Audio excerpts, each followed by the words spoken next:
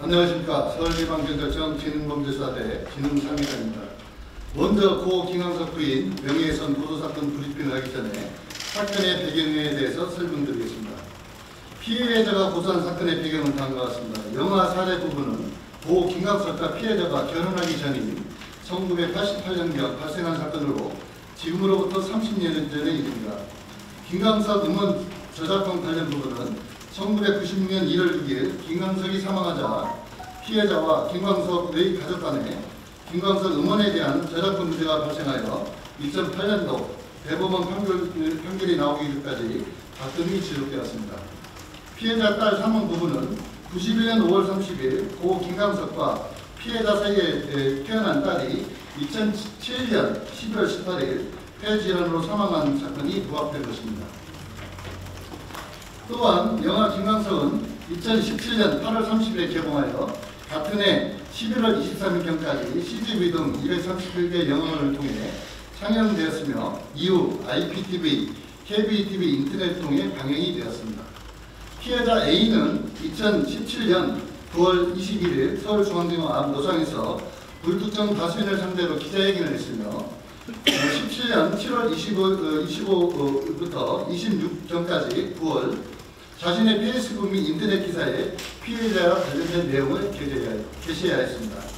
경찰에서는 명예훼손을 혐의를 판단하기에 30년 전에 있었던 영화관계 사실을 다시 확인했고 고 김광석 사망과 관련하여 사건을 재조사하면서 당시 관련자들을 진술을 추가로 확보했으며 김광석 음반과 관련된 3건의 저작권 관련 수동 기록을 다시 검토하는 등 진실 여부를 확인하기에 피해자의 전남편, 피해자와 김광석의 가족, 친구, 지인, 김광석 사망 당시에 출동한 119 구급대원, 영화 김광석에서 등장하는 법의학자 등 총 46명을 수소문하여 재조사했습니다. 다음. 한편 김광석 씨의 부검감정서 등 마포경찰서 변사기록, 피해자의 딸에 대한 부검감정서 등 용인동부서 변사기록, 광역수사의 사건기록, 의료기관 자문 결과뿐만 아니라 피해자들이 제출한 자료들도 면밀하게 분석하여 수사 결과를 발표하게 됐습니다. 참고적으로 피해자 조사는 3회에 걸쳐서 22시간 157쪽의 분량에 대해서 조사를 하게 됐습니다. 피해자 A는 6회에 걸쳐서 42시간 308쪽 분량에 대해서 조사를 했고 기타 피해자 조사도 사회에 이루어졌습니다. 다음은 수사 결과를 발표드리겠습니다.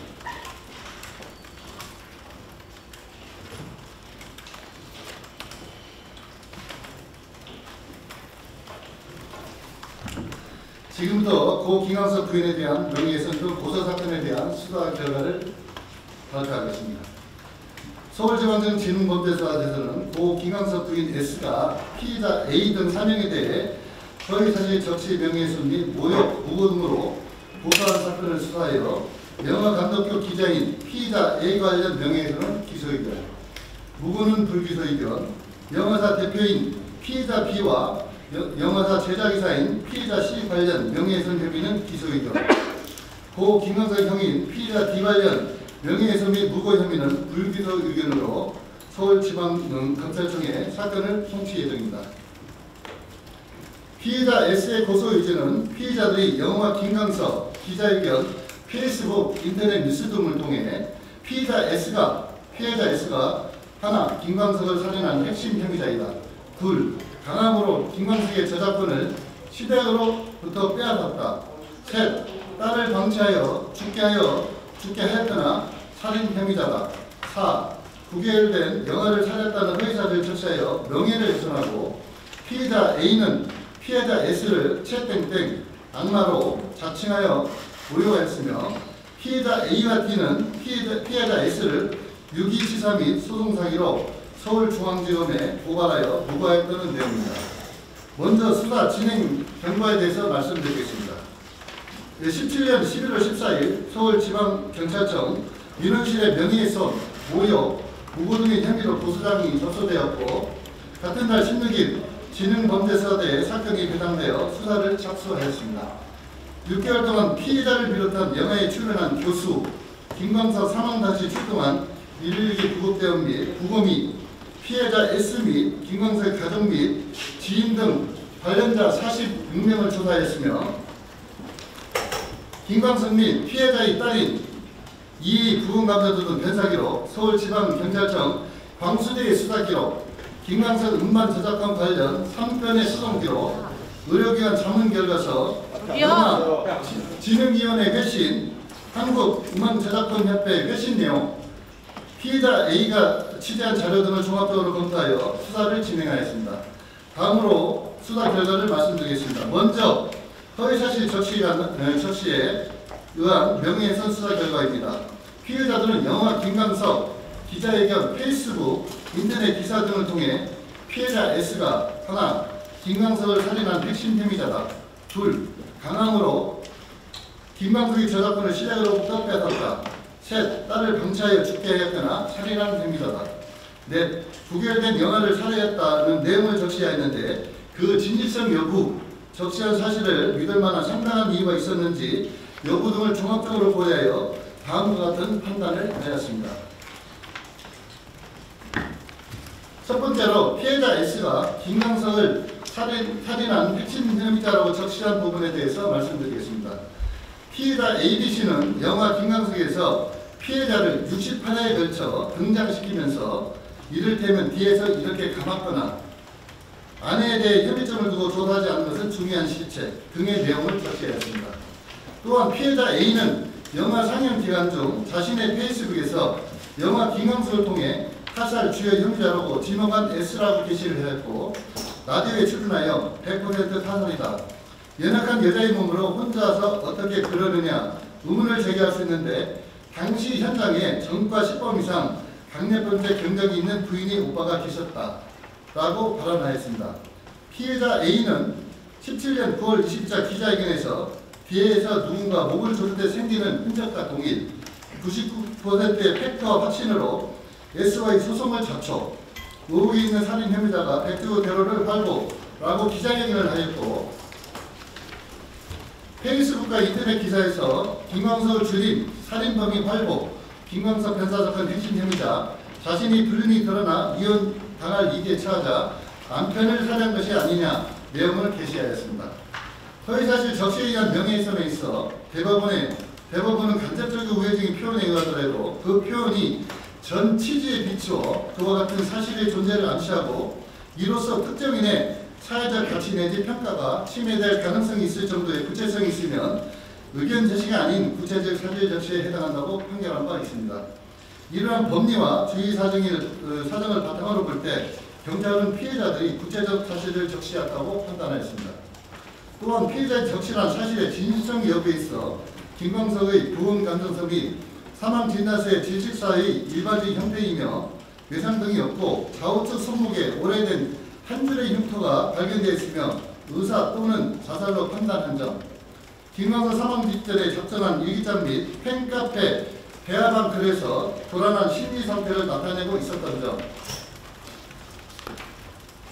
서울 서부지방법원에서 김광석이 자산이 아니라고 보기 어렵다고 결정한 점, 김광석 변사 현장에 강도방관 등 강력평가 성과 10범 이상인 피해자 오빠가 와 있었다고 주장하나 당시 출동한 소방경찰관, 참고인 등의 진술로 보아 김광석 사망 시점에 변사 현장에 함께 있지도 않았고 강도 강간 전과도 없었던 점, 피해자 S의 인터뷰 노가 테이프 관련 서울중앙지검 거짓말 탐지기 분석 결과 거짓말로 판단되었다고 하였으나 거짓말 탐지기를 담당하는 심리분석실에서는 영상 분석을 하지 않으며 당시 담당 검사도 이러한 사실을 모르고 있었던 등을 종합하여 피해자들이 적시한 내용을 허위로 판단하였습니다.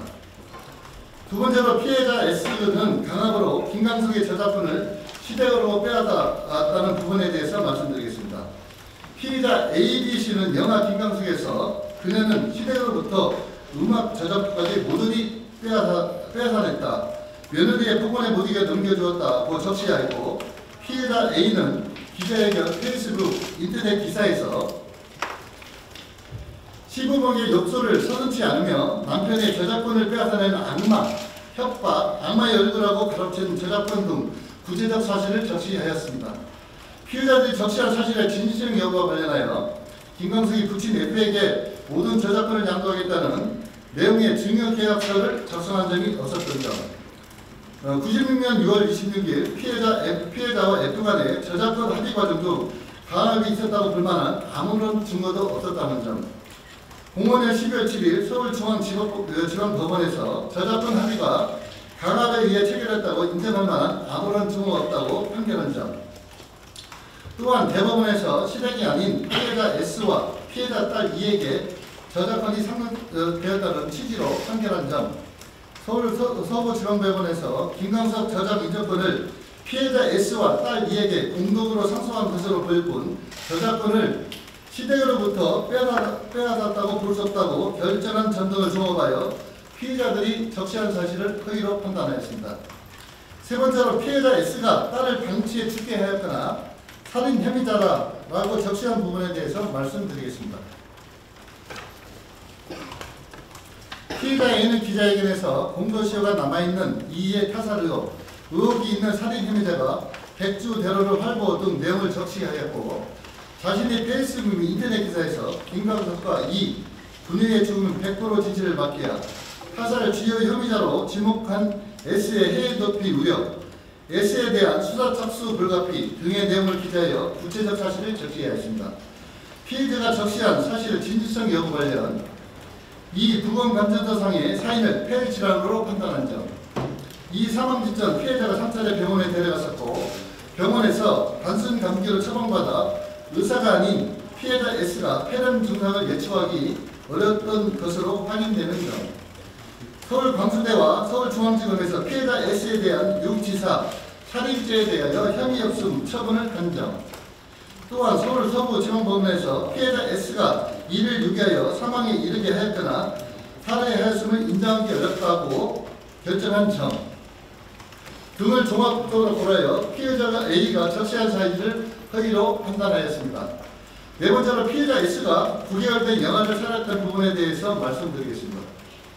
피해자 ABC는 영아 김광석에서 피해자 S가 9개월 된 아이를 낳아주겠다, 명백한 영아 살해했다고 적시하고 피해자 A는 기자회견, 페이스북, 인터넷 기사에서 임신 9개월 된 아이를 낳아 죽인 B라고 기재하여 구체적 사실을 적시하였습니다. 피해자들이 적시한 사실의 진실성 여부와 관련 피해자가 몇 개월의 임신 중절 수술을 받았는지 수술일로부터 30년이 지난 지금 현재 정확히 확인할 수는 없었습니다.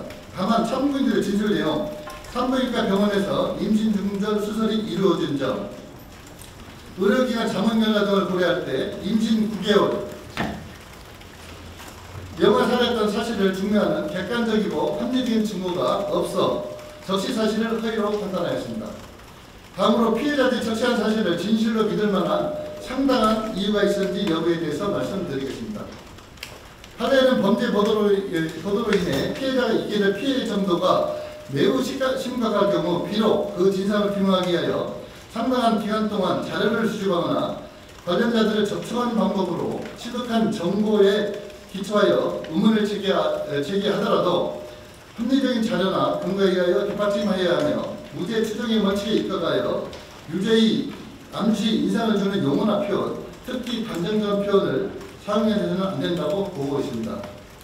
김광석 사망 원인을 둘러싸고 의문을 제기하는 자체는 사실이며 이는 대중의 공적 관심사안이고 국민의 알 권리, 표현의 자료를 고려할 때 이에 대한 의혹 제기는 충분히 가능하다고 판단되나 적시 내용이 객관적이고 공정해야 할 뿐만 아니라 합리적, 객관적 취재 자료가 뒷받침되어야 하며 무죄 추정의 원칙, 피해자나 주변 인물들이 있게 되는 피해의 심각성을 고려해야 하고 유죄를 암시하거나 유죄를 인상을 줄 우려가 있는 용어나 표현, 반전적 표현을 사용하지 않도록 유의해야 합니다. 하지만 피해자들은 충분한 합리적, 객관적 자료 없이 김광석 사망에 대한 의혹 제기를 넘어 피해자 S가 살인 핵심 혐의자와 같은 반정적 표현을 사용했기에 피해자 명예가 상당히 훼손하였다고 판단하였습니다. 시댁과 S의 김광석 음악 저작권 다툼과 관련하여 시댁과 피해자 S의 음원 관련 저작권 다툼이 있었다는 사실을 적시하거나 의혹을 제기하는 것은 가능하다고 보여지나 법원에서 이미 강압은 없었으며 피해자가 시댁으로부터 저작권을 빼앗지 않았다는 판결이 있음에도 불구하고 의혹적이 범위를 넘어 유족의 일방적 주장을 반전적 표현을 사용하여 적시하였기에 피해자의 명예가 상당히 훼손하였다고 판단하였습니다. 또한 피해자의 딸 이 사망과 관련해서도 의혹을 제기하는 건 가능하다고 판단하나 피해자 A는 피해자 딸 E가 사망했다는 사실을 알게 된 지 불과 40일 만에 충분한 취재 없이 살인 혐의자, 타살 주요 용자라는 단정적으로 표현하였으므로 피해자의 명예가 상당히 훼손됐다고 판단했습니다.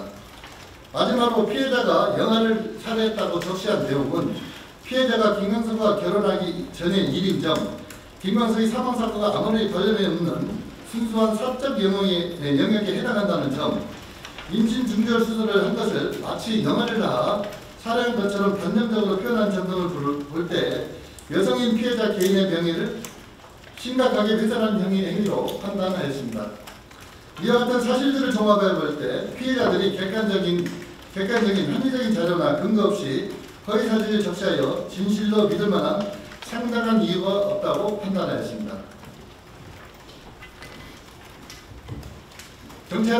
경찰에서는 이와 같은 수사를 통해 허위 사실 적시 명예훼손 혐의에 대하여 피해자 A, B, C 영화 김광석 관련 혐의는 기소의견, 피해자 A 기자회견 관련 혐의는 기사의견, 피해자 D 영화 김광석 관련 혐의는 불기소 의견으로 판단하였고 정보통신망법 위반 명예훼손 혐의에 대하여 피해자 A 페이스북 인터넷 기사 관련 혐의는 기소의견, 피해자 BD 인터넷 기사 관련 혐의는 불기소 의견으로 판단하였습니다.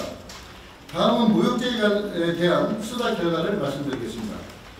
모욕죄는 명예훼손과 법적 경합 관계에 있어 명예훼손이 생기할 시에 따로 처벌되지 않나 보존이 관련 내용을 고소했고 예비적으로 판단될 가능성이 있어 추가로 수사를 진행하게 되었습니다.